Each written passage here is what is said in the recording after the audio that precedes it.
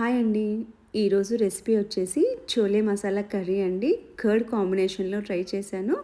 చాలా బావుందండి టేస్ట్ అనేది. చాలా సింపుల్‌గా కూడా చేసుకోవచ్చు. ఎక్కువ హరీ లేకుండా సింపుల్‌గా చేసుకోవచ్చనమాట.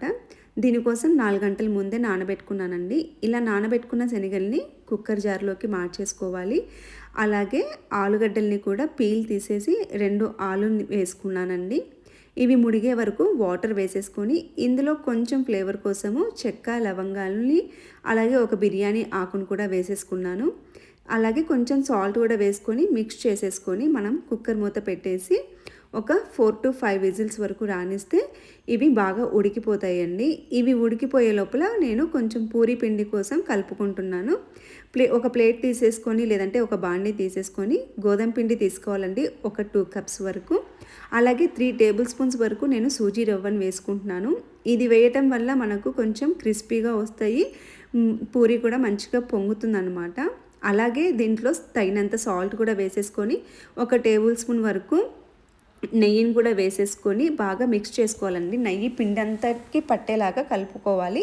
తర్వాత గ్రాడ్యువల్గా కొంచెం కొంచెంగా వాటర్ వేసుకుంటూ మనము పూరీ పిండిలాగా కలిపేసుకోవాలన్నమాట. చపాతీకి తడుపుకున్నట్టే కొంచెం చపాతీ పిండి కంటే కూడా కొంచెం గట్టిగా కలుపుకుంటే పూరీస్ అనేవి బాగా వస్తాయి.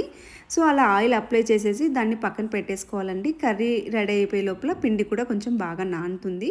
సో ఉడికిన శనగల్ని ఒక పిరికెడు వరకు మిక్సీ జార్లోకి వేసేసుకొని ఉడికించుకున్న ఆలుని అలాగే ఒక చిన్న కప్పు వరకు పెరుగును కూడా వేసేసుకొని మంచిగా బ్లెండ్ చేసుకోవాలండి. స్మూత్గా చేసుకోవాలి పేస్ట్ లాగా. అలాగే ఇప్పుడు స్టవ్ మీద ప్యాన్ పెట్టేసుకొని కొంచెం ఆయిల్ వేసుకొని ఆయిల్ హీట్ అయిన తర్వాత పోపు గింజలు, గ్రీన్ చిల్లీ వేసుకొని వేపుకున్న తర్వాత కొన్ని ఆనియన్స్ తరుక్కున్న మీడియం సైజులో తరుక్కున్న ఆనియన్స్ని అలాగే అల్లం వెల్లుల్లి పేస్ట్ని కూడా వేసేసుకొని పచ్చి స్మెల్ పోయి ఆనియన్స్ కూడా ఎర్రగా వేగిపోయేంత వరకు వేపుకొని మనం బ్లెండ్ చేసి పెట్టుకున్న శనగల పేస్ట్ని వేసేసుకొని ఒకసారి మిక్స్ చేసుకోవాలి. అలాగే ఒక 1/2 కప్పు వరకు వాటర్ని కూడా యాడ్ చేసుకొని బాగా అంతా కలిసేలాగా కలుపుకొని మనము మూత పెట్టేసి బాగా ఉడికించుకోవాలి ఈ పేస్ట్ని అంతా. ఇలా బాగా ఉడికిపోయిన తర్వాత ఇందులోకి మసాలాస్ని యాడ్ చేస్తున్నానండి. నేనైతే చోలా మసాలాని వాడలేదు. మీరు కావాలంటే డైరెక్ట్గా అదైనా వేసుకోవచ్చు. నేను సింపుల్గా రెగ్యులర్గా యూస్ చేసే కారము, ఉప్పు, కొంచెం వేయించి పెట్టుకున్న జీరా పౌడరు, ధనియా పౌడర్ వేసి గరం మసాలా వేసానండి. అలాగే కొంచెం పసుపు కూడా వేసేసి బాగా మిక్స్ చేసుకున్నాను అంతే.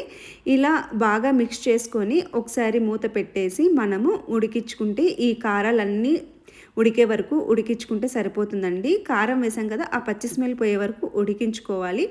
అలాగే మిగిలిపోయిన శనగల్ని కూడా ఇందులోకి వేసేసుకొని బాగా మిక్స్ చేసేసుకొని మూత పెట్టేసి మగ్గించుకుంటే సరిపోతుందండి అంతే. అదంతా ఒక్కసారి ఉడుకు పట్టిందంటే చాలు, ఇంకా మనం దించేసుకోవచ్చండి. సో ఇప్పుడు బాగా ఉడికిపోయింది కదా, ఇందులో లాస్ట్లో ఫైనల్గా కొంచెం కొత్తిమీర చల్లేసుకొని మిక్స్ చేసేసుకొని దీన్ని ఒక సర్వింగ్ బౌల్లోకి మార్చేసుకుంటే మన ఈ చోలా మసాలా కర్రీ పెరుగు కాంబినేషన్లో చేసింది రెడీ అయిపోతుందండి. చూస్తున్నారు కదా ఎంత కమ్మగా టేస్టీగా కనిపిస్తుందో, కలర్ఫుల్గా అంతే రుచిగా ఉంటుందండి. సో ఇప్పుడు మనం పూరీని కూడా ప్రిపేర్ చేసుకుందాము. పిండిని మళ్ళీ ఒకసారి బాగా బీట్ చేసేసుకోవాలండి. ఇలా బాగా బీట్ చేసుకోవాలి. తర్వాత మనకు పూరీకి కావాల్సినంత సైజులో చిన్నగా బాల్స్ని రెడీ చేసుకోవాలండి. సో ఇలా ప్రిపేర్ చేసుకునే ప్రాసెస్కి ముందే నేను స్టవ్ మీద ఆయిల్ కూడా పెట్టేసుకొని హీట్ చేసుకుంటున్నానండి. ఇలా ప్రిపేర్ చేసుకున్న బాల్స్ని మనము పూరీస్ లాగా రుద్దుకోవాలి. సో మరీ పతలాగా రుద్దుకోకూడదండి, కొంచెం మందంగా రుద్దుకుంటే పూరీస్ అనేవి బాగా పొంగుతాయి.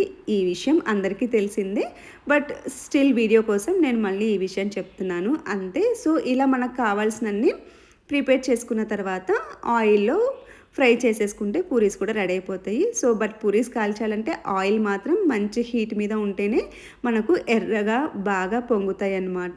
సో ప్రిపేర్ చేసుకున్న వాటన్నిటిని కూడా ఇలాగే ఆయిల్లో వేసుకొని ఫ్లఫీగా బాగా పొంగేటట్టు వేయించుకుంటే సరిపోతుంది. సో పూరీస్ కూడా బాగా క్రిస్పీగా పొంగాయి కదూ, మాకైతే చాలా బాగా నచ్చాయండి. పూరీస్ అయితే అసలు ఎన్ని ప్రిపేర్ చేసినా కూడా ఒక్కటి కూడా మిగలలేదు. సో పిల్లలు కూడా అంతే ఇష్టంగా తిన్నారనమాట. సో అందరికీ బాగా నచ్చింది. సో మీకు కూడా నచ్చుతుందనే అనుకుంటున్నానండి. సో ఈరోజు చూపించిన ఈ రెసిపీ మీకు నచ్చుతుందనే అనుకుంటున్నాను. నచ్చినట్లయితే ఒకసారి నా ఛానల్ని ఫాలో అవ్వండి. అలాగే ఒక లైక్ చేసి, షేర్ చేసి, సబ్స్క్రైబ్ చేసుకోండి. నాకు ఎంతో సపోర్టివ్‌గా ఉంటుంది. సో, మీరు కూడా ఈ రెసిపీని ట్రై చేస్తారనే ఆశిస్తున్నాను. ఒకవేళ ట్రై చేసి ఎలా వచ్చిందో నాకు కామెంట్ ద్వారా తెలియచేయొచ్చండి. సో, ఇక bye. Thank you for watching.